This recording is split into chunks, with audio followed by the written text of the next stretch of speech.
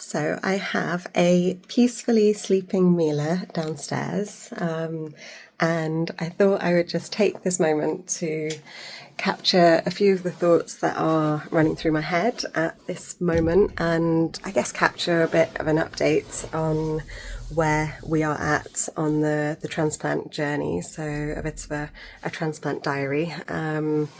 I am in the middle of a series of medical tests to determine whether I can be Mila's donor next year. I've just had a full day of medical tests at Guy's Hospital last week, and I am awaiting the full doctor's debrief on Friday this week, and then a meeting with the nephrologist next week, which will be, I believe, the medical sign-off that we need. And it's quite crazy to be in a situation where your body is being tested, and there's obviously a certain amount of things you can do, like drinking lots of water and eating fruits and vegetables and reducing caffeine and alcohol.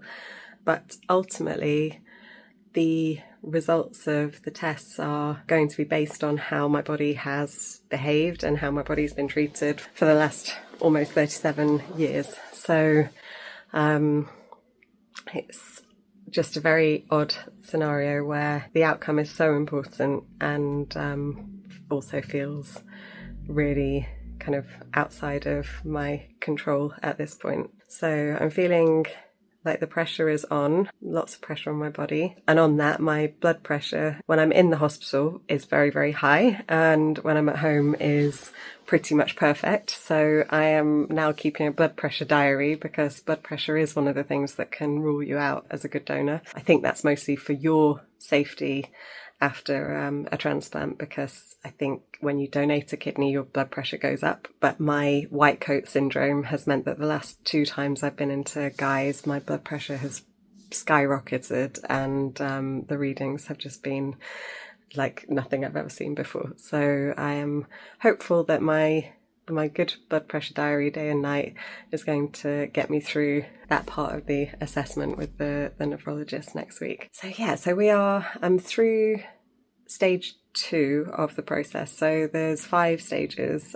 Stage 1 was kind of first set of blood tests and a urine sample. My GFR, which is the filtration rate of my kidneys, actually came back as 77, which is low from those tests. We were admitted to hospital at the time. Mila had an infection on the ward and it was a very stressful week, and I think I was quite dehydrated. But fortunately, we've already seen from the test last week that the accurate GFR has come back as 96, which is good. So the cutoff for my age group is 80 to be a donor, and anything above 90 is considered to be good. So that feels like a huge relief. So stage 2 was this full day of tests at Guy's, which involved a bunch of different things. So there were x-rays, a CT scan, an ECG, and then the GFR test itself was injecting an isotope, a radioactive substance, but a very, very small amount, into one arm, and then taking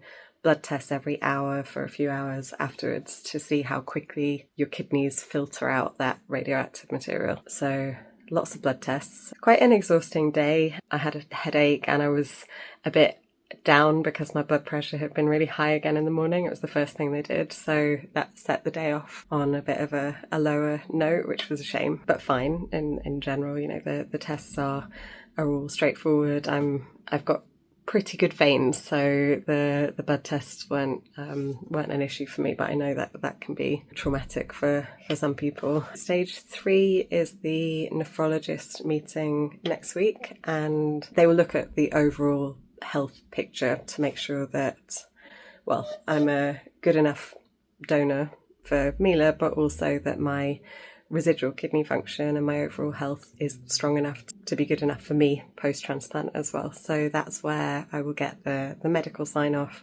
And then stages 4 and 5 are to meet with a surgeon to discuss the surgical procedures and the operation itself, the risks, etc. And I think at that point there's some interesting decisions to make as well about what would happen in the highly unlikely event that they removed my kidney and couldn't implant it into me, what I would want to happen with the kidney. I think the four options are that I could donate it to somebody else who's waiting for a transplant. I could have the kidney implanted back into me, although it would be implanted into the front, which is where, so your kidneys are in sort of towards the back, but when you have a transplant, it's put into the front of the recipient. But I think when they re-implant a kidney, they do it like you've transplanted it to yourself. So it would be another operation. And third option is to donate it for medical research. And then I think the final option is to discard it, which seems entirely bizarre. I'm sure nobody selects that option. So yeah, my inkling is that I would want to donate it to somebody else that needed it, because I think if you had it reimplanted, it would rule you out as being a donor in the future anyway. That's my current thinking on that, but it's an interesting question to have to answer. And then the final stage, as far as I'm aware, is going through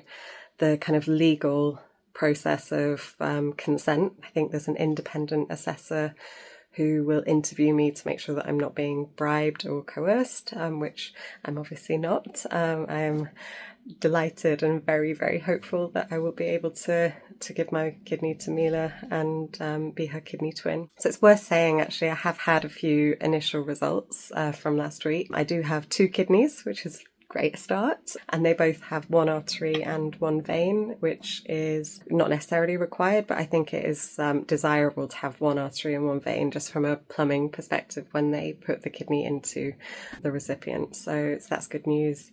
My GFR is obviously in a good place, which I'm delighted about, and Amy, who's our transplant coordinator, couldn't see any kind of red flags when it comes to the scans, etc., but they still need to be reviewed by the doctors, so I will get the full results of those on Friday this week. So I'm pretty nervous and anxious, lots of pressure on my body in these results, and obviously just super high stakes in that unfortunately, Dave was ruled out of being a donor on blood type. So if I, for whatever reason, am ruled out in this process, then it does mean that we will have to cast the net wider to see where we're going to be able to get a kidney for Mila from. And we have, luckily, a lot of family members and a few friends that are very willing and very generously offering their kidneys already. But obviously a whole process of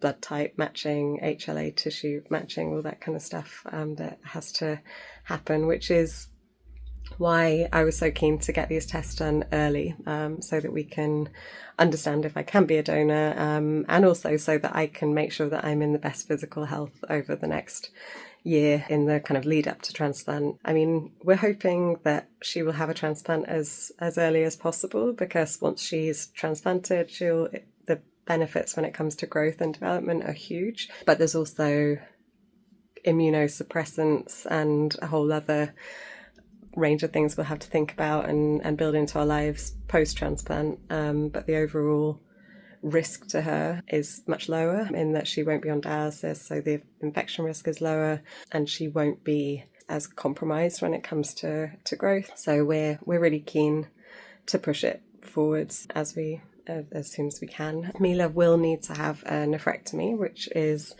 having her current kidneys removed, and the reason for that is that, well, they firstly don't do anything, they're not working at all. But secondly, the genetic condition that she has means that there is a risk of her developing a tumour in one of her kidneys. She beeped, but she's still just gorgeous and shiny haired and asleep. So with that risk, we obviously want to remove that risk, and the nephrectomy will do that. Will remove the risk of her developing a tumour. So the team wants to do that before the transplant, so it's likely that will happen in kind of February, March next year, around Mila's birthday, and then hopefully the transplant will be kind of 3 to 6 months after that. The earliest they can do it is when she's 15 months old, but I think the team prefer that we anchor around kind of more like the 18-month mark. She needs to have all of her live vaccines before. So yes, it's an exciting year. Everything's riding on the results over the next week, and I can see that she's stirring. So I've rambled for long enough in this first Transplant Diary entry, but keeping everything crossed, and I'll leave it there for now.